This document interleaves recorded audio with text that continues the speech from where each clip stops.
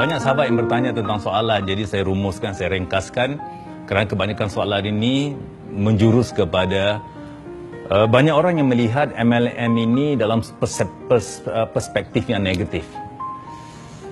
Pada kita tak boleh salahkan mereka yang melihat MLM ini dalam satu bentuk yang negatif.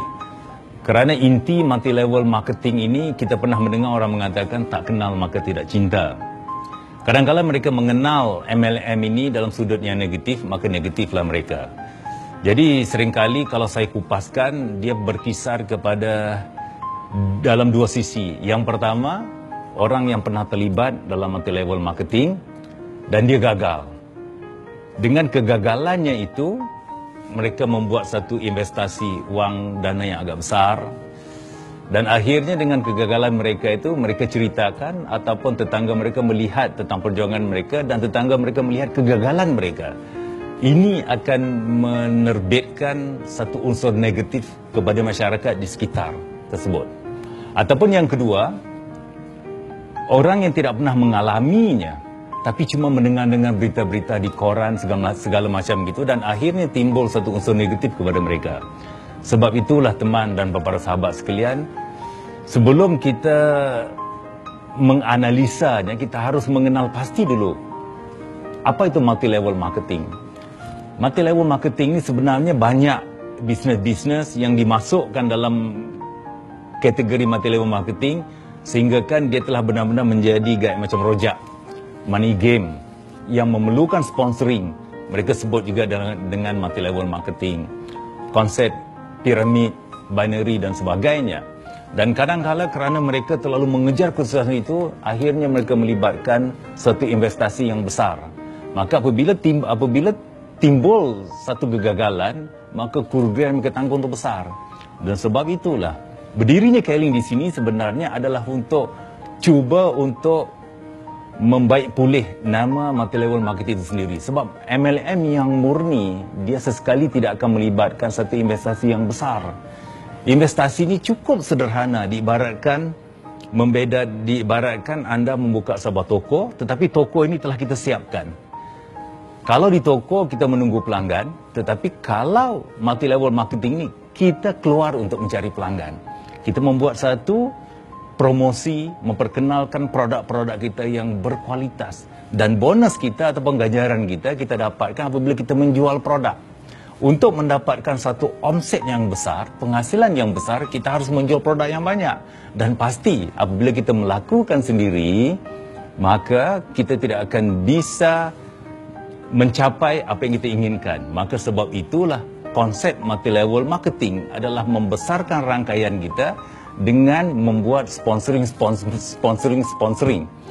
Dan di saat sponsoring ini diibaratkan anda telah membuka rangkaian bisnes anda di kawasan-kawasan yang lain, dan pastinya membutuhkan orang untuk mengawasinya. Dan ini yang kita namakan sponsoring itu tadi.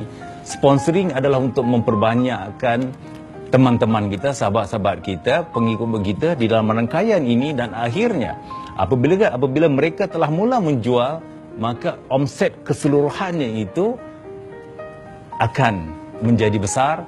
Dan pastinya insya-Allah apabila anda yang berawalnya cuma semata-mata untuk menjadi seorang usahawan yang kecil, tanpa anda sedari, satu hari kelak anda telah menjadi seorang usahawan yang besar.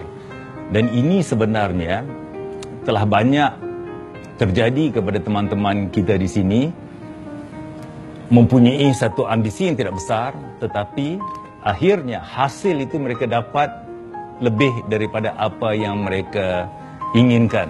Ya. Jadi untuk itu teman-teman, nasihat saya adalah apabila anda berada bersama Keling ini, jangan sesekali kita mengajak orang membuat satu investasi yang besar. Biar investasi masa yang besar, waktu itu harus besar, tetapi wang jangan terlalu besar, supaya di saat mereka tidak siap untuk melanjutkannya, mereka tidak rugi apa-apa.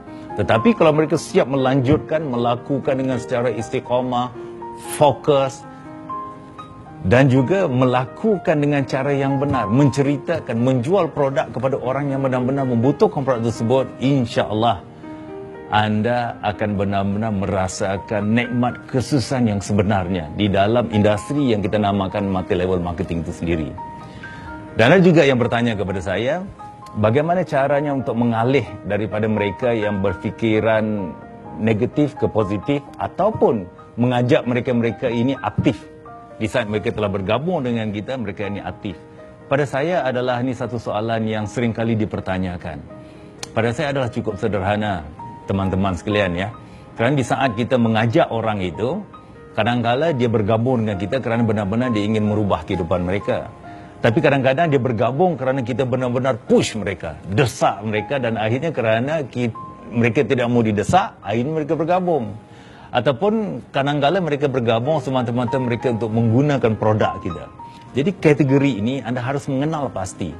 Kalau anda bergabung kerana desakan mereka, kerana kita tidak mau kita mengganggu mereka, itu membutuhkan waktu yang panjang untuk anda membawa mereka menjadi seorang yang benar-benar member yang aktif. Tetapi kalau benar-benar dari awal anda melakukan cara yang benar, anda membuka minda mereka, anda benar-benar meyakinkan mereka bahawa ini adalah salah satu transport supaya mereka bisa sukses hidup di sini, ini lebih gampang sedikit. Dengan dari awal lagi anda telah menunjukkan program-program yang bimbing mereka, program-program yang harus mereka lakukan, program-program yang harus mereka lalui. Dan insya-Allah, biar jumlahnya sedikit, tetapi jumlahnya sedikit ini, percayalah Bapak Ibu, ini yang akan menjadi berlian-berlian yang akan menyinari rangkaian keseluruhan bisnes anda kelak. Dan insya-Allah anda bukan sahaja sukses, tetapi anda juga bisa membuat mereka sukses nanti di sini.